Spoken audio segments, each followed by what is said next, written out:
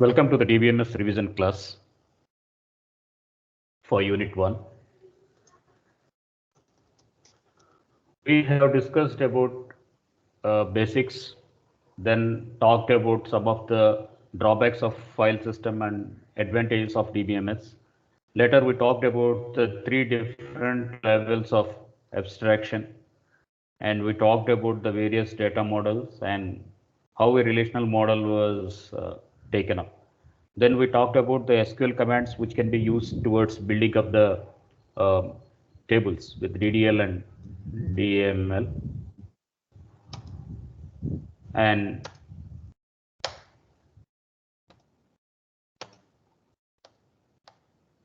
now let us start with a word called here as a DBMS architecture. Let us start with a word towards DBMS architecture. When we need to understand what was DBMS architecture, was that you should understand its interfaces.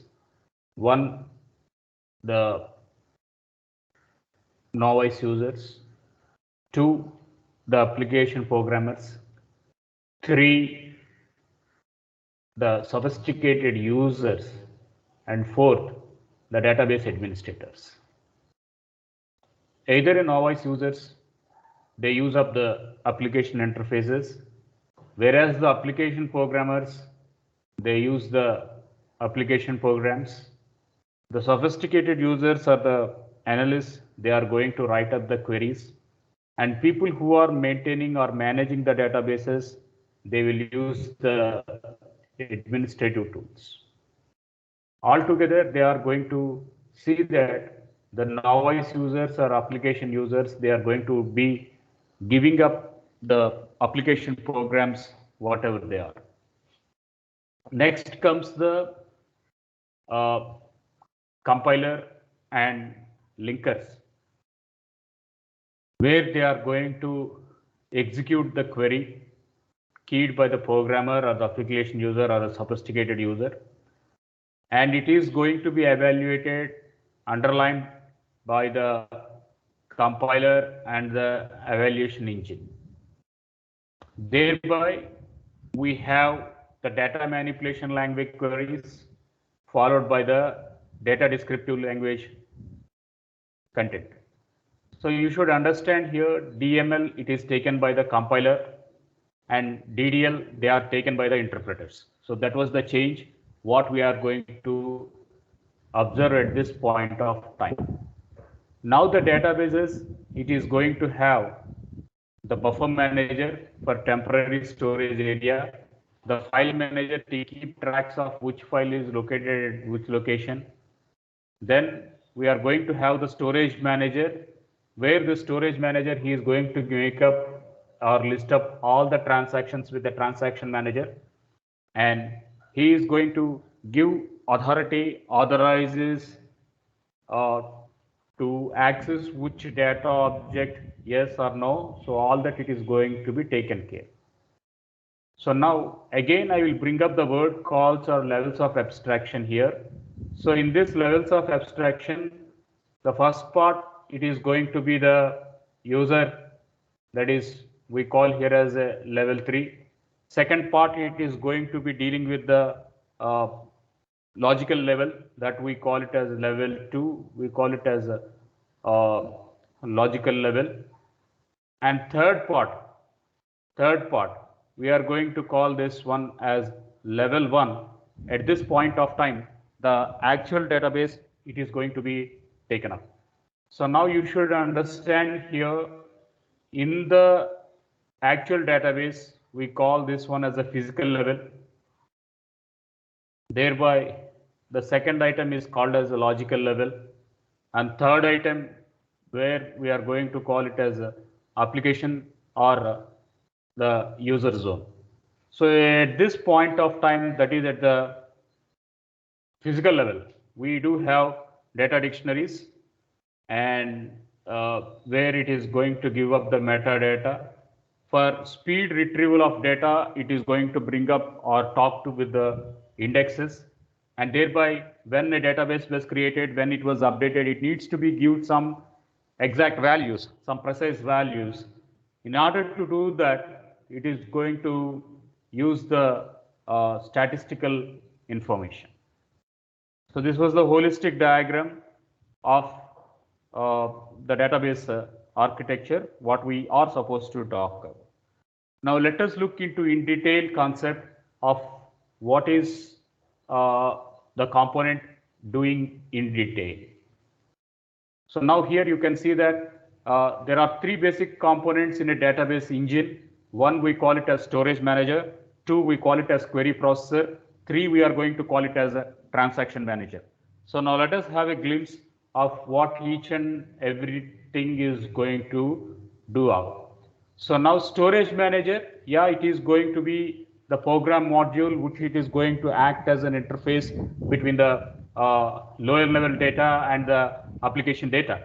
So for that, we are going to build up with the storage manager. And storage manager, he is going to be responsible to have a interaction with the file manager, etc. And that it is the way where data is going to be stored, efficiently retrieved, etc. So basically, why storage? So you have going to have a memory card in your mobile phone. It is used for storage. You are going to use your C drive, D drive, F drive in your laptop or a hard disk. So that is where you can this one as a hard disk.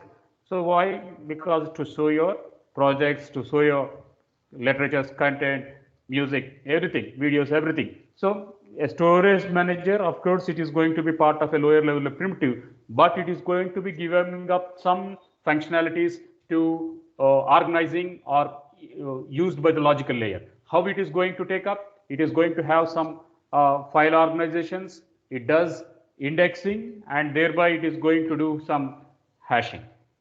Okay, fine. Next comes the way how a query is going to be processed. Next comes a way how a query is going to be processed. So in a compiler design, we say that I'm going to have some string. The string is going to be having some tokens. Tokens are to be verified with scanning, and thereby I do some syntactic search, I do some semantic search. So one, it is going to verify the syntax, another it is going to verify the meaningful in that. So we call it as scanning, or we call it as parsing. So scanning phase, a lexical analysis. So in this way, we are talking about this in the order in which a compiler is going to execute.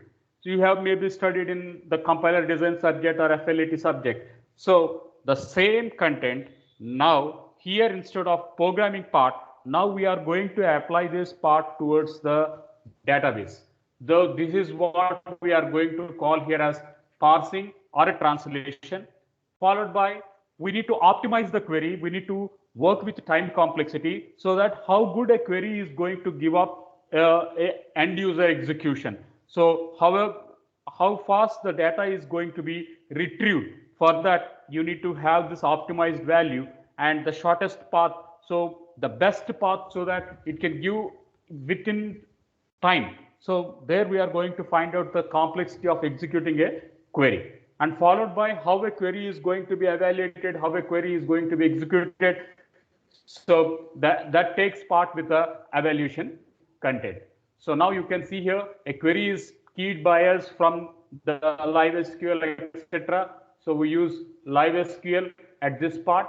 Then it is going to be translated towards the database engine. So in this database engine, now we are going to have the parsing and a translator, which it is going to apply the relational algebraic expressions. So here we are going to use the mathematical computations. In this mathematical computation, it is going to apply the relational algebra. Why relational algebra? RDBMS. In this, R stands for relational. So what is relational algebra? Here we are going to use this De Morgan's law, nor using closure law, associative law, transitive law. So all these properties are going to be used as a part of the query evaluation. Then we are going to optimize. Then we are going to optimize the query. how good a query can be giving up the best results. So for that, we are going to use the optimization part, followed by it goes with some execution plan. So in order to do a execution, it is going to build up the word over an evaluation engine. So evaluation engine, it is going to verify and validate the query, etc. And thereby the answers are again taken to the user interface. So at this point of time, we need to understand there is DDL and DML operations. One, it is going to have a compiling phase. Another, it is going to have a interpretation phase. So as the Java virtual machine, you say the first part, it is going to be taken up by the compiler. The bytecode is going to be executed by the interpreter. In the same way, one set of commands are going to be executed by the data definition language by the compiler part. And in order to return the executed part, there the DML instructions, there they are going to be processed by the interpreter. So we talked about these two values, and the main intention was to optimize the cost, to estimate the cost and give us the best quality results towards evolution. So now next comes, what was the definition of a transaction? What is the user definitions towards a transaction? So now you can look up into this slide where we are going to give the definition of a transaction. It is going to be some collection of operations that perform a single logical function in a database application. So I'm going to say open braces followed by close braces. I take A, then I'm going to call it as A is equals to A minus 10. Then I'm going to take it as I can call it as some scanf A. Then A is equals to A minus 10, and then I'm going to assign it to the B, and then I'm going to say print B. Now I'm going to have a begin followed by some set of operations, and these set of operations, they are going to have a single logical function, and then I'm going to have a close. So this entire juncture, what we are going to talk about, that we are going to call it as a transaction. So transaction, it is going to have some collection of operations that it is going to perform one set of logical function. What was that set of logical function? Subtract some 10 minus A and store that new value. Instead of A, you store it in the B. So that was my aim. So these all steps what we are going to take up, we call that items here as a transaction items.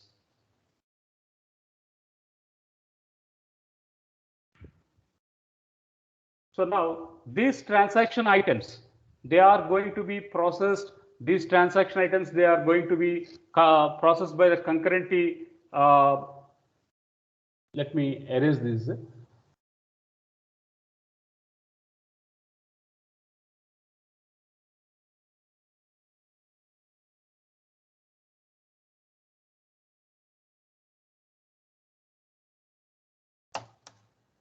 So we are going to have these items in transaction manager. One second, something went wrong.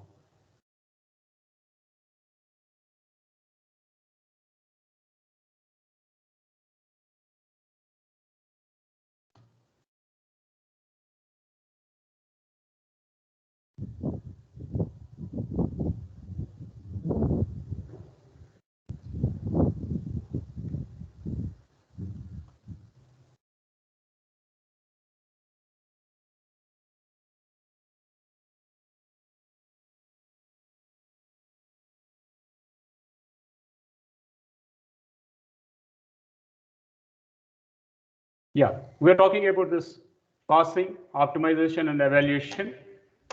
Thereby, we are talking about the transaction manager. And this transaction manager, it says that the transaction is going to be safe or transaction is going to be stable. So how transaction is going to be stable or how transaction is going to be safe? Further, we see that the transaction is going to be consistent.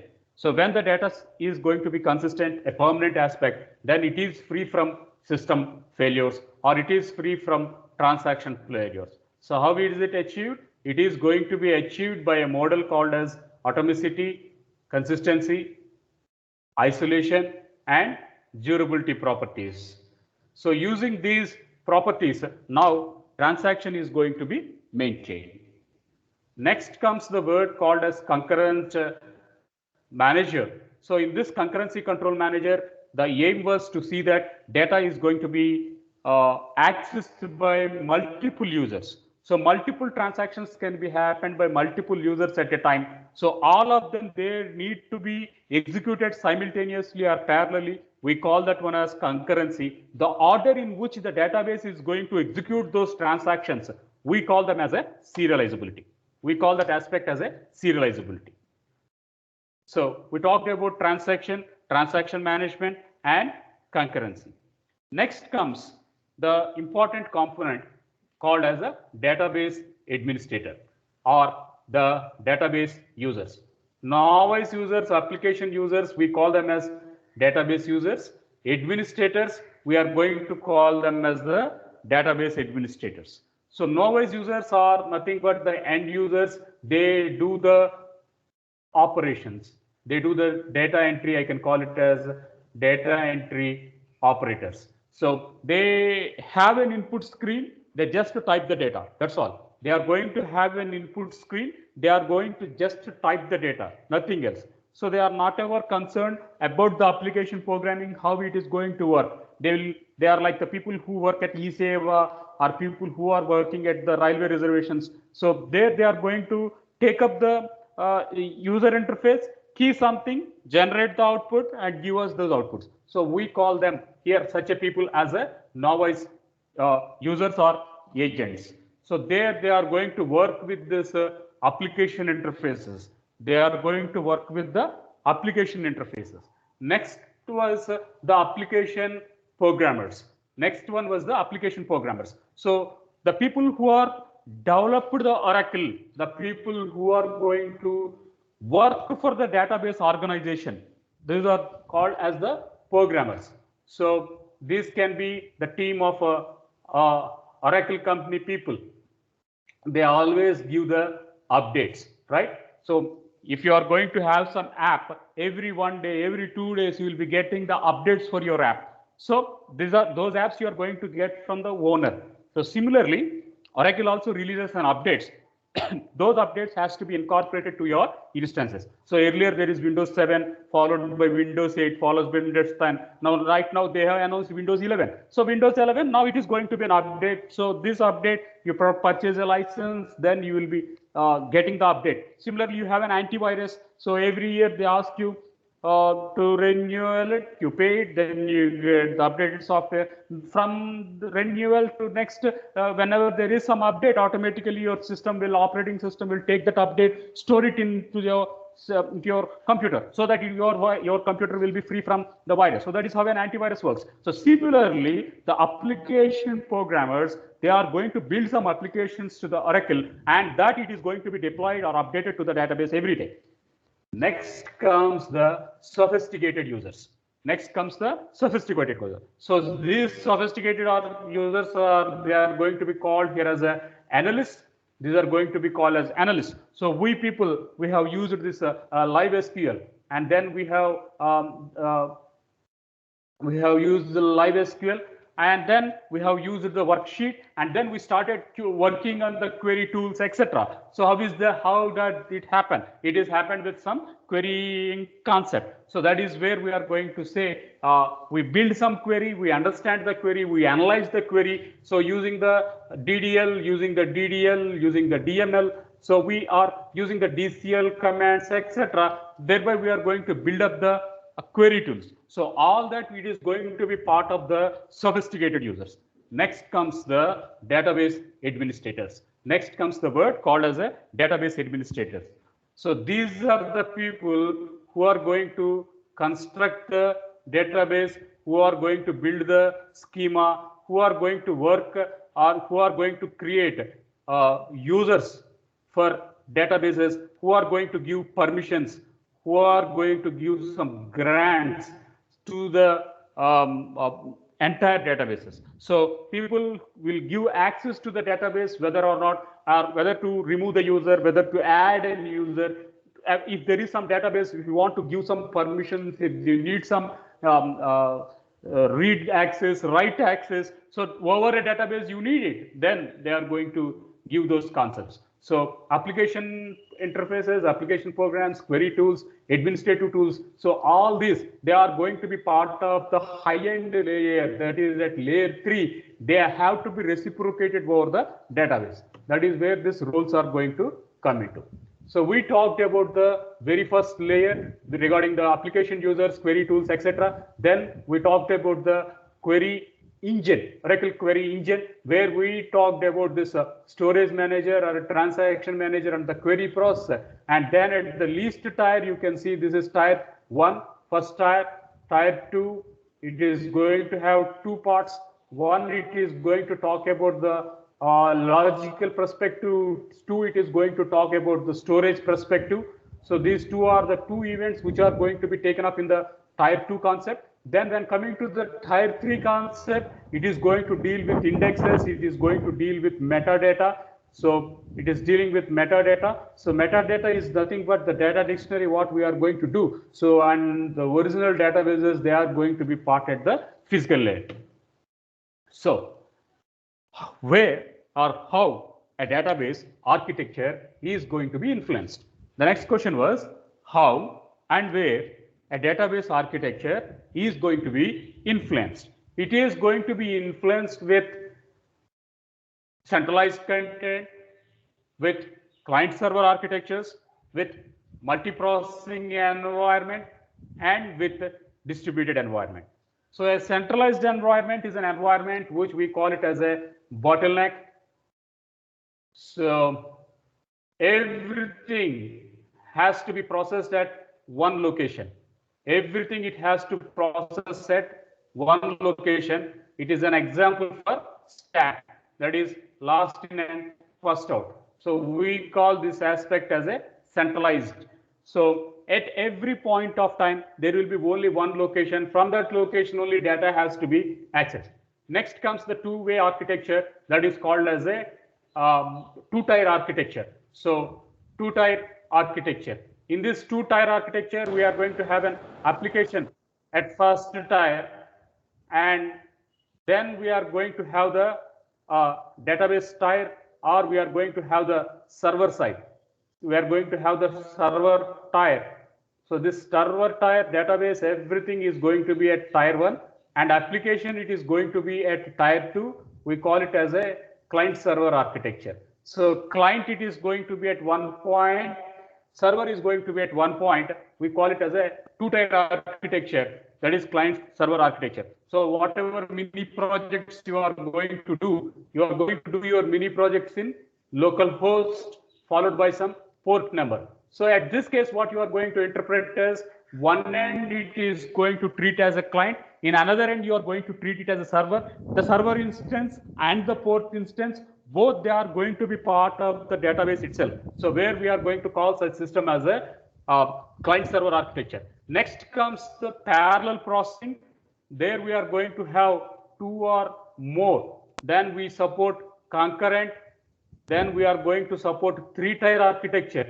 Then we are going to support three-tier architecture. So in three-tier architecture, you can say application program is at one end, database programming is at another end, server programming is at another end. So everyone is going to be taken up at three different locations. We separate application interface at one end. We separate database server at one end. Then we separate the client at one end. So in this way, we are going to bifurcate the architecture in a multi-tier platform to support concurrency parallel processing, where we call it as a multiprocessor environment.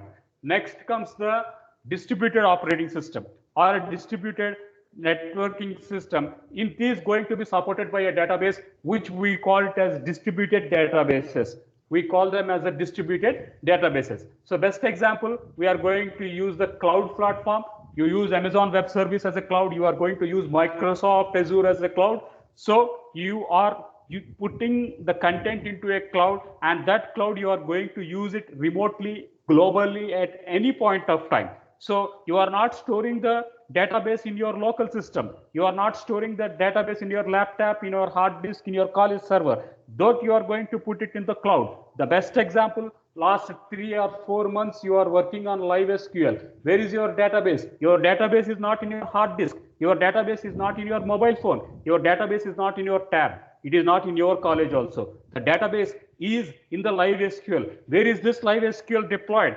This Live SQL is deployed in the Oracle Cloud. So Oracle Cloud, I'm accessing from my home, you are accessing from your home. So both of us, we are going to use the database over a cloud. That means we are going to work in an architecture called as a distributed architecture. So distributed architecture is one of an example for extension versions of the cloud. Fine. So let us look at some of the parts of the history part of a databases where database was the origins towards database has been taken up at the first generation computer time, that is at 1950 to 1960, where they are going to use files, and it was totally in a sequential access. And at that time, it is deployed on magnetic tapes and used via punch cards, etc.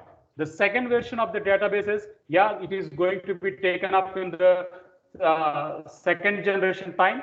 In the second generation time of the computer science, it is from 1960 to 1970. At that time, the hard disks are going to take up, and hard disk, it is going to support the direct or it is going to support the random access. So this was the new amendment which came after 10 years, that is in the second generation time. So at that time, people, they are working with some R prototype, or they are going to work with IBM people or ACM. So they are going to work on these data models, that is network model or a hierarchical model people are used to accomplish. And next comes the third generation. So in this third generation, the database management system has evolved, and it was taken up with the SQL, structured query language, and it is totally with a proprietary paid version, which we are going to call it as a commercial use. Thereby, the databases, it has been extended to relational database management system. Then it went to data warehouse, and then it went for big data, and then it is with some cloud, and then it is with fog today. And so in this way, architectures are happening. So in database, data warehouse, there is analysis, and to do this analysis, we are going to call it as data mining. For big data and cloud, they are going to use the analysis with data science. And either a data mining or data science, we are supported with machine learning, we are supported with deep learning, and we are supported with artificial intelligence. So these three are the areas: machine learning, deep learning. So these are the areas where they are purely with data science and machine language, data science and data mining. So the origin was in the third generation. At this time, the database management system extended to relational database management systems. Database now, it was for commercial use and for huge organization. People called it as a data warehouse. Their data mining applications came into picture. Data warehouse, then it was in 1990 and 2000, everything was expanded large. At that time, they found that instead of going to work with databases, they can go with distributed computing to the advancements of internet, XML, etc. So people went with big data and cloud computing and fog computing. So at that time, the techniques, they are going to be migrated with artificial intelligence, machine learning, and deep learning. So these technologies, they are going to be promoted as of now. So this is all regarding the generation of computers and generation of the database systems, etc. So let us have a quick glimpse of the second event in the database management system. So let us recap what we have taken up today. So we mentioned that what was a database? It is going to be very large, integrated collection of data. So data, we can't make any meaningful inferences, but when it is going to be processed as collection of data, it came to a word called as an information. So that is the reason why we say it is integrated. So it can be applied to any type of real-time applications like students or any other content, and it is can be made up with to do some relationships among multiple tables.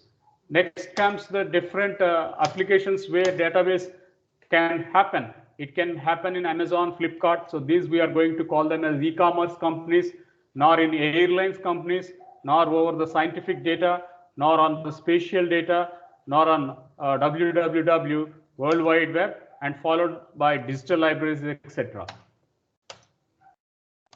So as a whole, what was this database management system? We are going to say that database management system, it is going to stand for a software which it is going to store, manipulate, or it is going to provide access to the database.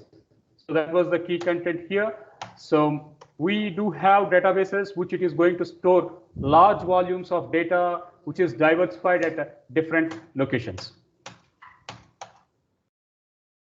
We talked about data model, data schema, and the relationships among these databases. We made this content.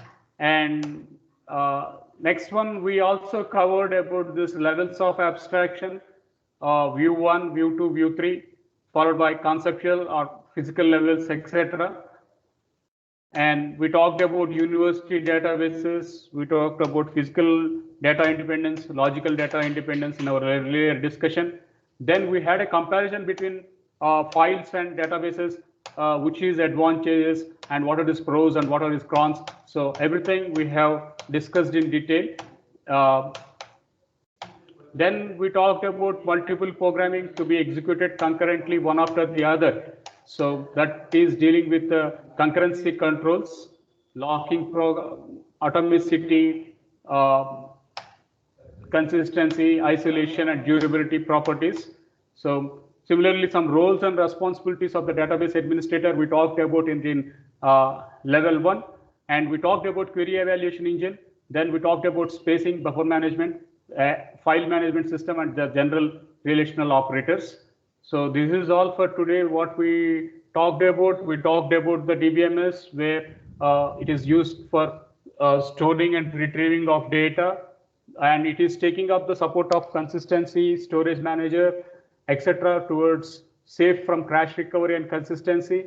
Then it is going to work with different levels of abstraction to give data independence at either a logical level or at a physical level.